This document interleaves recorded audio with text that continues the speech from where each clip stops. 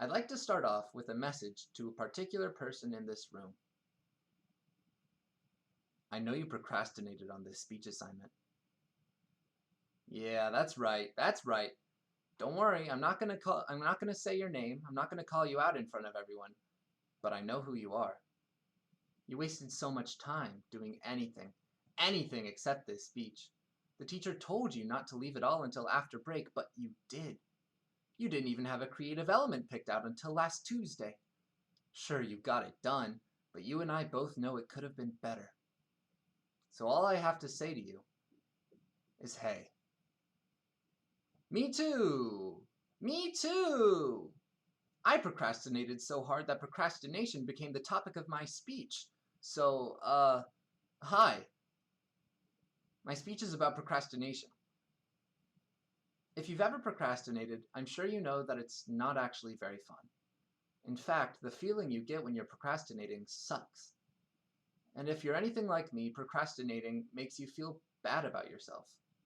Personally, procrastination is always accompanied by feelings of shame and worthlessness. When I procrastinate, I often tell myself it's because I'm not trying hard enough, or I'm just lazy. Feeling unable to get something done makes me feel almost like a failure to society, a waste of space and oxygen. If this hits close to home for any of you, I want you to know you're the reason I wrote this speech. Also, I couldn't think of another topic. To all the procrastinators out there, it doesn't make you a terrible student. You aren't a worse person for it, and you shouldn't feel lesser for struggling with it. Procrastination is a common problem. Procrastinating doesn't make you a failure or a disappointment or anything. It's a very difficult thing to overcome, and I understand that, even if your parents don't. Let's start with some statistics. Everybody loves statistics as long as they support your preconceived opinions, so you're gonna love these. Do you know how many people procrastinate?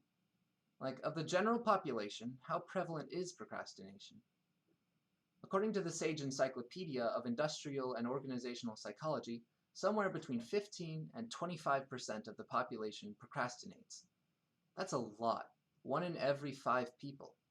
But what if we narrow the scope a little? In specifically an academic setting, like studying for a test or doing a reading for class or writing a speech, what percentage of college students do you think procrastinate? 30%? 50%? It's actually 90%. As much as 90% of the entire college student population procrastinates on a regular basis. 90%! Take that number to heart. Do you realize how much 90% is? Of all your peers in all your classes, 9 out of every 10 of them procrastinates like you do, and feels worse because of it like you do. What this means for you, my fellow procrastinator, is that you're not a bad egg. Procrastinating doesn't make you a remarkably irresponsible or uniquely incapable student. It doesn't make you stand out at all. You're not alone. I hope you remember this, so the next time you're putting off writing a speech, you can't think of a topic and some genius before you already thought of doing it on procrastination, please remember that 9 out of every 10 of your peers are having the exact same struggle. It doesn't make you a bad student.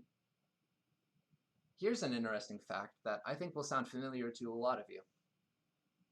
According to Procrastination and Task Avoidance, Theory, Research, and Treatment by J.R. Ferrari, no relation, procrastinators postpone tasks despite knowing they are likely worse off for doing so. And when someone procrastinates, they do not entirely understand their motives for delaying tasks.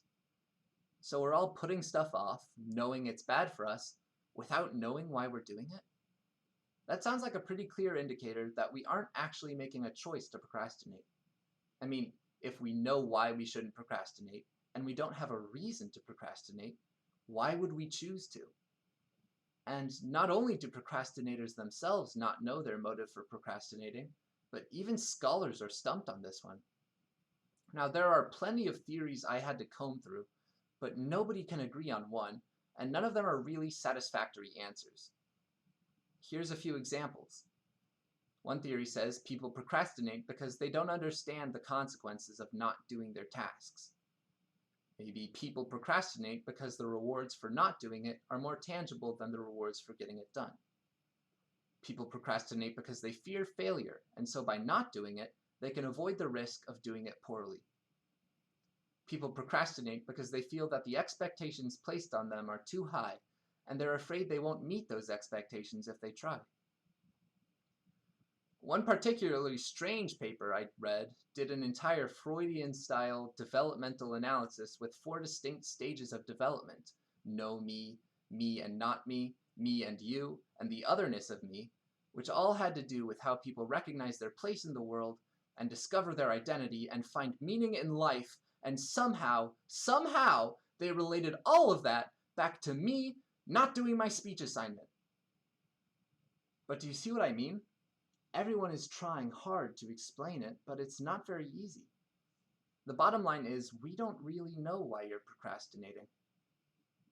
But what this should prove is that people who procrastinate don't want to procrastinate, nor are they trying to. So you shouldn't feel shame because of it. You don't want it to happen. You're actively trying to prevent it. So you're not at fault when you suddenly find yourself unable to start. I imagine most of you are probably pretty happy with this argument, but if your parents or middle school teachers were here, I'm sure they would have a counter-argument for me, so we'll go ahead and address what they would probably say. The most obvious issue with my argument is that it seems like I'm defending procrastination. Procrastination is bad, and I shouldn't be encouraging it. Well, I absolutely agree. By no means am I encouraging procrastination. I don't want any of you to come away from this speech thinking that it's totally okay for you to not get things done. Procrastination is harmful. It is. I encourage and implore each of you to fight and struggle as hard as you can to beat it. I want you all to finish your speeches. I want you all to do your best. What I don't want is for anyone here to feel like a disappointment if you fail. I grew up feeling in many ways stupid and worthless because I couldn't get things done. And I'm here to tell you why you shouldn't feel that way. It's not your fault you're dealing with it, and you're not the only one who's struggling. But you do need to deal with it. You do need to struggle with it. It's the only way for you to grow, learn, and succeed. Ultimately, it's up to you. So please do your best to overcome procrastination. But when you postpone another task after all the effort you've put into trying to be productive, don't blame yourself. It's still your responsibility to deal with, but it's not your fault. Thank you.